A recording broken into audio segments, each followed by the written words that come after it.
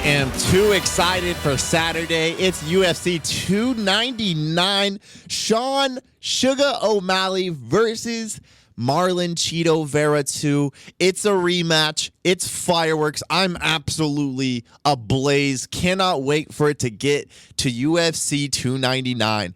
And we're going to talk about it right now, but we're going to start at the very bottom of that pay-per-view list there. The very first matchup in the main card is Peter Yan versus Song Yadong. This is a bantamweight matchup, and I'm going to take MMA fans back to July 2020 because it was a much different time. You could think about all the different things in your personal life, all the things politically that were going on then versus now. You know, maybe just, kids, dogs, all grown up. Back then, Peter Yan was 15-1. And the bantamweight champ. It was much different of a life for Peter Yan. Yet now, fast forwarding to present day, and Peter Yan is 1-4 in his last 5 matchup, and is a far cry from getting back to that belt talk, that belt discussion there. It's tough because he's so terrifying as a Muay Thai specialist, and he presents dangers to every fighter. And I do think he is a challenging fight for any fighter in that division, from champion to 1 to 6 to 15, regardless of who he's fighting. Just a difficult guy to figure out, and so sharp and technical with all of his strikes. It's hard to see this fall and make sense of it. I'm going to go ahead and ask you, Jake. It's July 2020. It felt like Peter Yan was there to stay. Is Peter Yan still elite, or is he too old? What's happened? I think you can consider him up there with the elite, but I don't know if you can consider him the best of the best. He has not won a fight since October 2022. I will say, at his best, he is a very good fighter. Like you said, he has razor sharp combinations, brutal, really just brutal power. But in terms of if he's, the best of the best, he might be up there, but you can't consider him at the top. Yeah, like I was saying, 1-4 in his last 5. Now, that win was against Cody Sandhagen, and all of his fights were against the most elite fighters that division had to offer. And this doesn't change because he's going up against Song Yadong right now, 21-7-1, 26 years old, entering his prime. Coming off wins against Ricky Simone, who I think is just an extremely tough UFC fighter. That's a mean test. And Chris Gutierrez, but has faced elite challenges like Cody Sandhagen in 2022. He was turned away at the end of the 4th round due to doctor stoppage. There are only so many chances to test yourself against the best that the UFC can offer, especially if your dream is a UFC title. I guess Song Yadong really has to win this fight, doesn't he, Jake? Yeah, I think he does. But you know what? If there's one time for him to win, it could be this, because he's on a tear right now. He's won, I believe, 5 of his 6 last bouts. So I mean, this is the time to strike. Yeah, I do agree. This is the time to strike. Both of these fighters will be striking. Neither of these guys are going to be too interested in taking to the ground. Peter Yan has fantastic trips. Really doesn't follow his opponents to the floor, though. It's really just it's almost, and this is what I love about the way that Peter Yan fights. There's a confidence that goes beyond the fighting. Like, if he can embarrass you in a fight, and it might not even cause physical pain to you, he will, because he's a bully in there. He is going to try to make you feel like you don't belong in there. And Song Yadong, being 26, having already been turned away in his first kind of title, let's call it a title eliminator, because Cody Sandhagen is always around that title picture. Yet, it feels like, how many times until you become a gatekeeper? And Song Yadong, of course, being 26, should still have a little bit of time, as you were pointing out. But I do agree. This is a striking battle. That is Song Yadong's specialty. And I think without any real threat that this could hit the floor in a major capacity, it feels like this is a fight that is set up for Song Yadong to make a name off of a guy that people still think is the toughest there you can find in the bantamweight division. And for Peter Yan, this is a strange matchup here because you've been relegated to the gatekeeper role, yet how many more fights are the UFC going to give you if you can't put a win together here? So for Peter Yan, this might be last chance you for the UFC. And for Song Yadong, this might feel the same way for his title shots there. A lot riding on the line for that very first matchup. That brings us into a second matchup to a little bit older competitors here, especially in Gilbert Burns, 22-6, right now ranked 4th in the welterweight division versus Jack Della Maddalena, 16-2. He's definitely the high riser here, currently ranked 11th in that welterweight division. Real quickly, I'm just going to ask you that these two fights are interesting. These two fighters are interesting because this is one where Gilbert Burns is clearly a master on the ground, and Jack Della Maddalena is known for the boxing, is known for the striking. What are your immediate thoughts about how this fight will take place come Saturday? So you mean like what? Well, okay, I'll just get into it. I think that Burns. I'm going with Burns. I don't know if he's gonna win by knockout. I think he's gonna win by decision. But he is who I have. He's who I have winning just because of. I mean, he's a world class Brazilian. He's a Brazilian jiu-jitsu black belt, right? And his takedowns, as you mentioned, his ability to fight on the floor is very, very impressive. Even though he's facing Jack, who has quick hands, good power, but the ground game just is. I feel like it's too much for him. This is so clearly, and I'm glad you said that because this is so clearly a test by Dana White and the decision makers to really find out what Jack Della Maddalena, trying to see if there are any weaknesses in the game because he has been tested on the ground, but has he been tested by Gilbert Durinho Burns? Because that is, you get a gold star for just surviving a ground attack from Gilbert Burns. That's what I think this matchup is really all about to the UFC matchmakers. They just want to see, does Jack Della Maddalena really have it in some of the areas where he's thought to be weakest? Because if he's able to defend Gilbert Burns, if he's able to not even have to mix up on the floor, getting a scrap on the floor, then I think that shows you all you need to know about Jack Della Maddalena, 11th in the welterweight division, facing the 4th. This clearly means if Maddalena is able to win this fight, then he might already be in that title picture come Sunday, right after that matchup, because Gilbert Burns has just done so much in that division. It would be such a notable win so early on in his career, especially with a record like 16-2. Gilbert Durinho Burns, though, coming off a contender eliminator match versus Bilal Muhammad, didn't go his way. It kind of forces him into the role of gatekeeper. And this is quite the gate to be keeping because Jack, like you said, been tearing through the division, has got the hands to turn back any fighter. And we're going to talk about him a little bit later, but has wins over Kevin Holland and Hafez already, which those are two big fighters. Now, both of those were split decision wins, but it shows that Maddalena belongs in the cage with these guys. To me, this is one of the last tests before Maddalena is getting himself in a title match because, simply put, there's been no fighter that's been able to cause too much of an issue for him to solve this far. Jake, which fighter of the two is the most well-rounded fighter to you?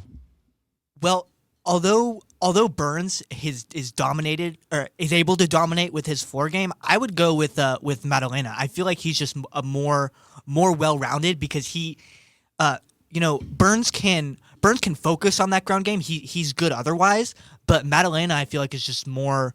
He's more well-rounded because he doesn't have that one skill that can dominate.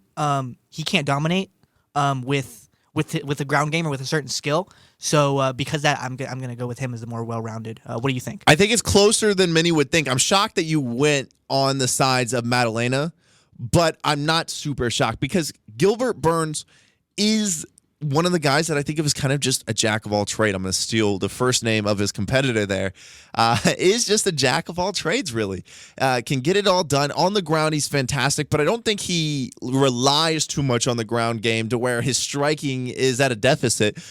But then again, that's exactly what the matchmakers put Jack Della Maddalena in this matchup to find out is who's the more well-rounded fighter? Because if it's Madalena, with all Madalena can do in the striking department, then that's a fighter you need fighting for a championship. But this next question, it does focus on Burns a little bit more. If Burns is able to win this matchup, does he escape this gatekeeper role that he's been relegated to? I don't think so. I don't think so because, as you mentioned before, Madalena is 11th in the division, and Burns is 4th. So I think that definitely has something to do with it. He's, if you want to go strictly by that, he's facing somebody that he quote should win, but or should beat. But I feel like if he were to get if he were to play somebody a little more closer, somebody who's not as on the come up, so to speak, then I feel like then he would be able to get out of that gatekeeper role. But I don't think so if he wins this matchup. Yeah, and I think that was well said. It's hard for gatekeepers to get out of that position in just one fight, unless it's a spectacular finish, something that really pushes fans and matchmakers to believe that your name should be in another title eliminator, especially after Burns has been really beat down in a few of those different places that the UFC matchmakers have put him. I have to think that, this isn't, unless it's a masterful finish, I do see that Burns stays in this gatekeeper role for a little bit, which is interesting because you think about a fighter not having a lot of time in their career, especially Burns, who's been around for a while, likely going to have to win those gatekeeper challenges and then come up and do something he's never done before in winning a title eliminator to ever get back to the possibility of being a mainstay in that welterweight division. All right, and we're moving on to another welterweight matchup here. And this one, the last matchup is one that I feel like UFC matchmakers, this is like a patented matchmaker move. We're going to get a guy who's better striking and a guy who's better on grappling. We're going to see which one's the more well-rounded fighter. This next matchup is just insane. It's bananas. It is meant clearly just for the fans and their enjoyment. I'm going to enjoy this fight. In fact, I've had it circled for quite some time. We've got Kevin, the Trailblazer Holland, 25-10, currently ranked 13th in the welterweight division. He's been all up and down that welterweight, versus UFC newcomer, yet really MMA, long-time popular fighter, Michael Venom Page at 21-2. This is just a nutty fight. Kevin Holland, a fighter that draws a crowd regardless of the outcome. That's at least what the UFC thinks. He gets a chance to draw the most interesting fighter outside of the UFC for at least a time, Michael Venom Page. And you've seen Michael Venom Page, and I'm talking to fans here. You've seen Michael Venom Page in knockouts for Bellator. If you haven't, simply go to YouTube, type in Michael Venom Page, just maybe Venom, and you're going to come up on a highlight reel that is just absolutely absurd. In fact, some of the craziest knockouts belong to Michael Venom Page in the Bellator promotion.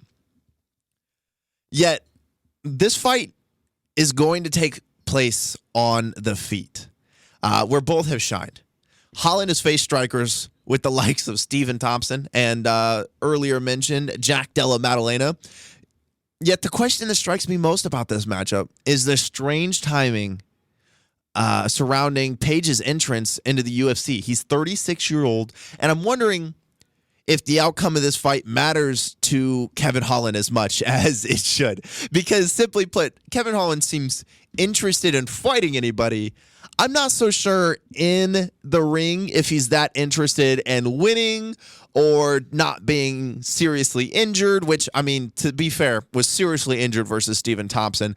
But he just is a totally unique personality within the ring, and it does kind of bring up these questions that I am bringing up. I know many of fans have had this thought once or twice in their time, whether they've seen him being held down and wrestled for 15 minutes, just talking back and forth to random people outside of the cage. It is a question.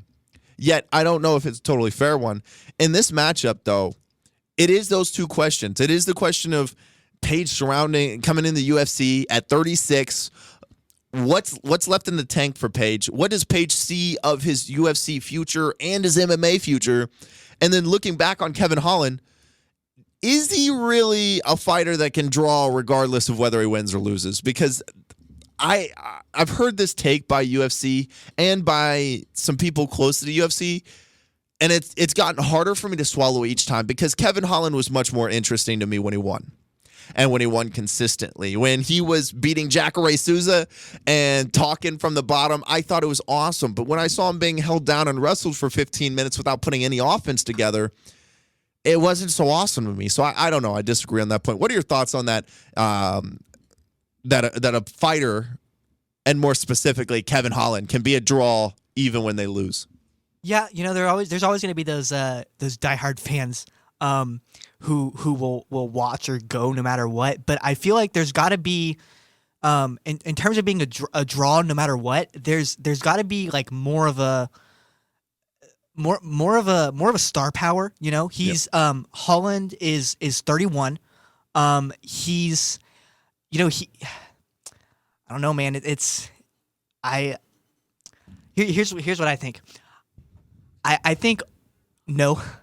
Overall, I think that'll answer your question. Yeah, and I think the time for that is almost over. The Diaz brothers strike me as the guys that could have won or lost 5 or 6 different times, and people would have just turned another eye and said, hey, they're a draw, they're the most interesting thing. And the UFC, I'm sure, has some stats to back up that Kevin Holland is a draw, regardless of whether he wins or loses. But how long does that hold over time? I just don't believe it does. And honestly, the biggest question for these two fighters is who needs the win the most. And it really just depends on Michael Venom Page's interest in the UFC and MMA, which we haven't heard yet. He will come out with an interview probably soon. Has not come out already. I would have seen it, and I'm sure that will clarify his intentions with the UFC a little bit further. I do think, regardless, though, it's Kevin Holland with the 25-10 record right now, 13th in the welterweight division. If you don't have that number next to your name, I think you take another serious hit as a draw for the UFC, and I put my quotations around draw for the UFC. So I do think he has to get a win. That brings us into the people's main event. That's Dustin the Diamond Poirier versus Benoit Saint-Denis. Saint-Denis, the God of War, 12th in the lightweight division at just 13-1. A clear star rising in the mixed. Yet Dustin Poirier trading losses and wins since the ending of the McGregor saga. And in his place, the UFC world is kind of shrouded in uncertainty. If these supposed changes by the UFC to go to 165 to 175 pound classes, this might affect Poirier negatively, as he seems to be one of the lighter lightweights on the roster. Buffing up an extra 5 pounds might have a negative effect on his stack up against the rest of these fighters in that division, in that new division that'll possibly be created. I don't feel the same way about Saint Denis, who I feel like would look a little better with 5 extra pounds on his frame come fight night. It's definitely one of those things where Poirier has to wonder, is that a move that kind of pulls him away from the sport a little bit here? And he's already got to be asking himself, is Poirier really one of the top 5 lightweights in the UFC in the present moment? Benoit Saint-Denis, on the other end, is on a meteoric rise following his loss in his debut versus an extremely experienced Zaleski dos Santos. I remember that fight. I've got to say, I gave Saint-Denis no chance, having a lot of success in LFA, tearing people apart in LFA, but to pull Dos Santos in your opening bout in the UFC, that has got to be one of the most pressure cooker situations that there are. And I do believe that was his worst performance in the UFC. Since then, Saint-Denis has rattled off 5 straight victories, and not even just victories. They've been dominating. Whether it's a TKO, whether it's a submission, it hasn't really felt like any of those lightweights have deserved to be in the same ring as Denis. That is why he's getting a call to fight. Really, one of the biggest draws in the sport in Dustin Poirier. I think there's just so much here to break down. A lot of these have looked brutal. A lot of those Saint Denis fights have looked brutal, and that's just something that is lacked in Dustin Poirier's fights for sometimes. And a lot of the more brutal scenes in Dustin Poirier's fights, especially the kick from Justin Gaethje, has gone against Dustin Poirier, and then Denis has been just tearing people up. That's kind of just the way the UFC does it. If you feel like you're on the path of kind of falling back down the hill, the proverbial mountain there. They're going to put you up against someone who's hard charging that mountain. And there's no...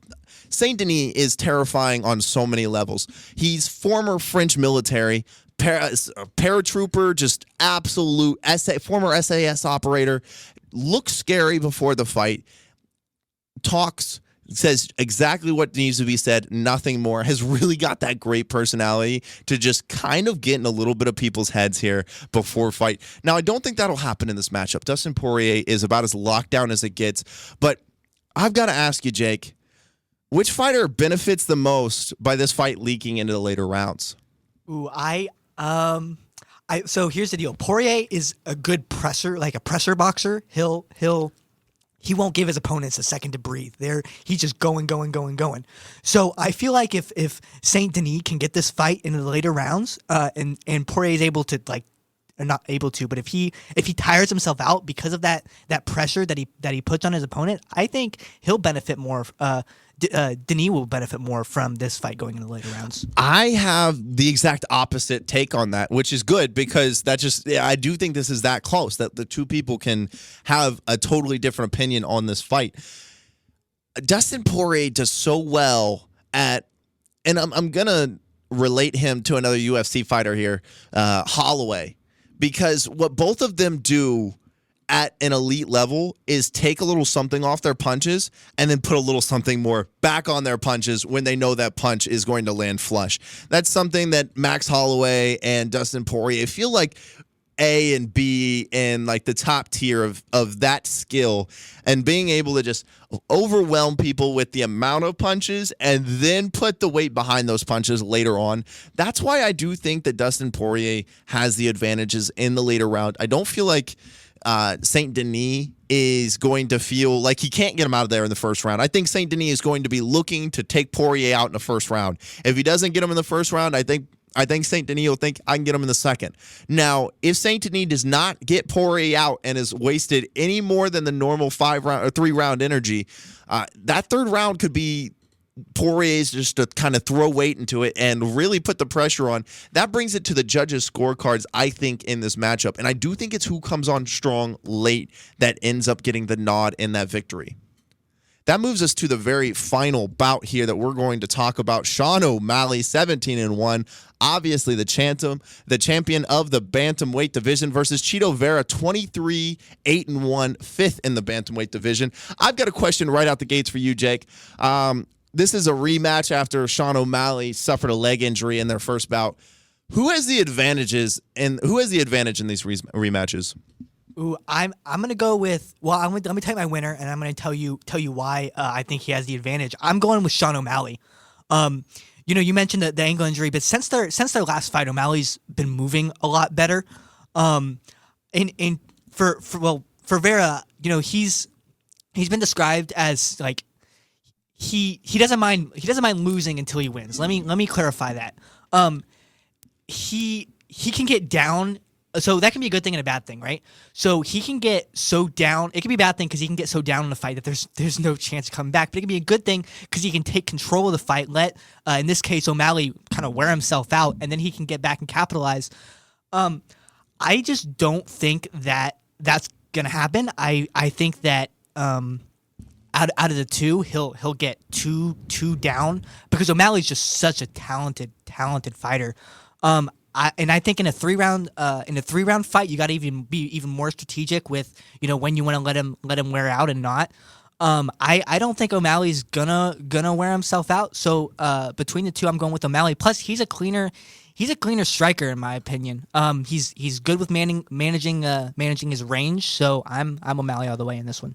I'm a O'Malley all the way in this fight as well. I love O'Malley's footwork in this matchup.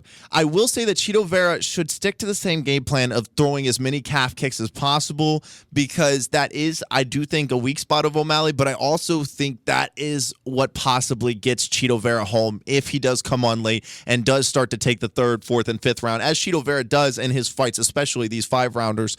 This is tough. O'Malley wins just by kind of staying around. I don't think Chito Vera is going to hit him with one shot that drops O'Malley. So I think as long as O'Malley's around and continues to survive each given round and stays away from the ground game of Chito Vera, it's a hard match for Chito Vera to win because, simply put, on the feet, I just don't know if there's anybody better than Sean O'Malley right now. And there's certainly nobody as creative. Sean O'Malley is going to be wearing the pink shorts as well, so going to have all the momentum. I'm sure his hair is going to be pink to match it.